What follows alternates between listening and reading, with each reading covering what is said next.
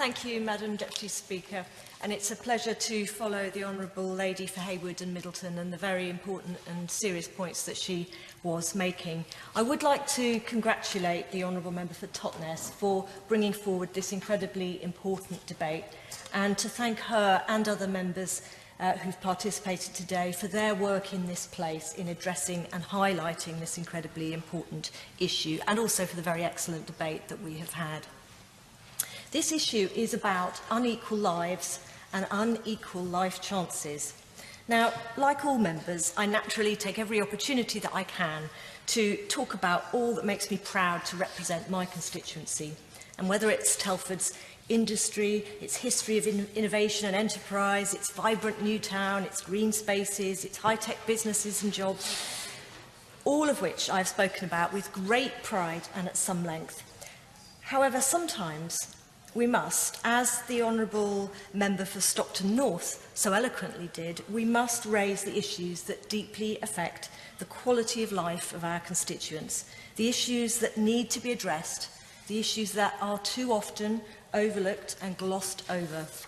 And it's often the glossing over of these issues that makes those who experience these difficulties feel left behind and ignored. Now, Telford is a former mining area on the East Shropshire coalfield, and it became a new town in the 1960s, and with business and jobs and new growth, Telford is starting to thrive in very many ways. And yet, it retains significant areas of deprivation, with a total of 13 super output areas that are ranked in the 10% most deprived areas nationally. Hand in hand with areas of deprivation and disadvantage are marked health inequalities. Health inequalities that exist relative to the national average and relative to the West Midlands average, and pertinently relevant to the surrounding more affluent rural area of Shropshire, an area which has more good schools, higher incomes and significantly better health outcomes, judged by any measure you might care to choose, whether it's obesity, life expectancy or smoking rates. The outcomes are significantly better in surrounding Shropshire. And just to take obesity for a moment, which Simon Stevens has dubbed the new smoking as a killer disease, in Telford, 72% of adults are overweight or obese, an increase in last year's figure and one of the highest rates in the country. And it compares to a rate of 65% in neighbouring, more affluent rural Shropshire.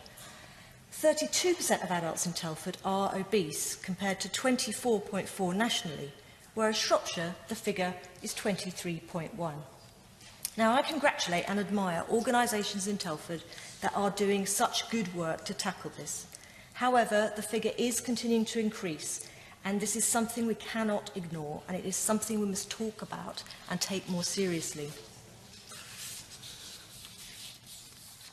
I want to take this opportunity to flag up the statutory obligations that local CCGs, the NHS England, and indeed the Secretary of State has to address health inequalities. And I particularly want to do so as Telford and Shropshire continues to undergo a controversial reorganisation of its future healthcare provision.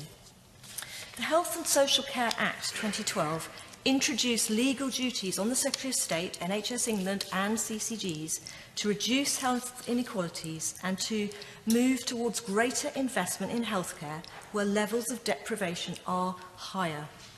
The NHS guidance for commissioners says that health inequalities must be properly and seriously taken into account when making decisions, and it is necessary to demonstrate the appropriate weight has been given to tackling health inequalities.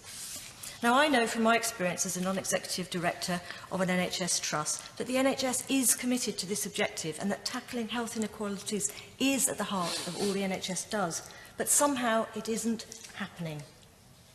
Now, it's right that local decisions are made locally by local health commissioners, but we need to ensure that commissioners pay due regard to health inequalities and that they evidence that they have paid due regard to these inequalities. And it's not about box-ticking or paying lip service to an ideal.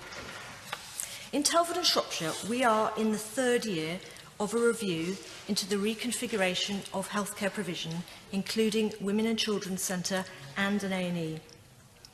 And whilst I welcome the proposed additional investment in health provision for the wider area of Telford and Shropshire as a whole, I want to be a voice for my constituents, and I want to ensure that health inequality is prioritised in the decision-making process and when bringing new investment to our area.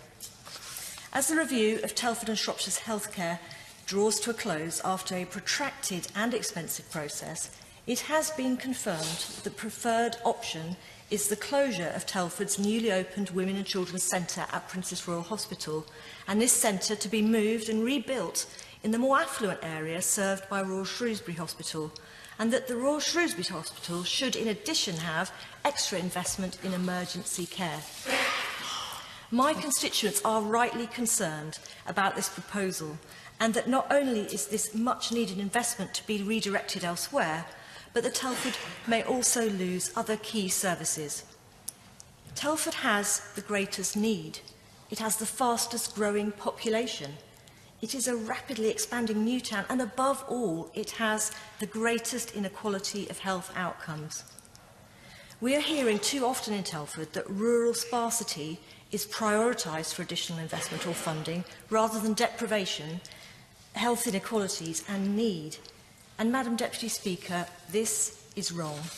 Now, I'm pleased to have had this opportunity to raise this issue, and I would ask the Minister, in her summing up, for assurances that addressing health inequalities both in Telford and other areas of deprivation and need, where there is stark contrast between more affluent neighbouring areas, to please prioritise health inequalities.